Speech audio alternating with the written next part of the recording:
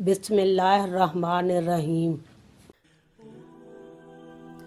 मिशकात शरीफ के मुताबिक हदीस नंबर 163। मिकदाद बिन मादी करीब रज़ियल्लाहु तआला अन्हु बयान करते हैं, रसूलुल्लाह सल्लल्लाहु अलैहि वसल्लम ने फरमाया, सुन लो, मुझे कुरान और उसके साथ इसकी मिसल अता की गई। सुन लो, करीब है कि कोई शिकम सेर शख्स अपनी मसनद पर यूं कहे, तुम इस कुरान को लाजिम पकड़ो, बस तुम जो चीज़ इसमें हलाल पाओ तो उसे हलाल समझो, और तुम जो चीज़ इसमें हराम पाओ तो उसे हराम समझो।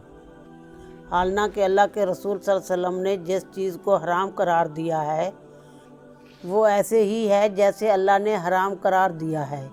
सुन लो, पालतू गधे, कुचली वाले दरिंदे और ज़िमी की गिरी पड़ी कोई चीज़, इल्ला ये कि वो खुद इससे बेनियाज हो जाए, तुम्हारे लिए हलाल नहीं।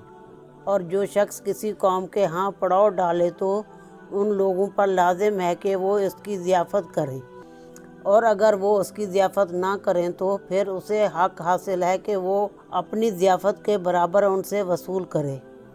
दारमी ने भी इसी तरह रिवायत किया है, और इसी तरह इब्ने माजा ने कमा हरम अल्लाह तक रिवायत किया है।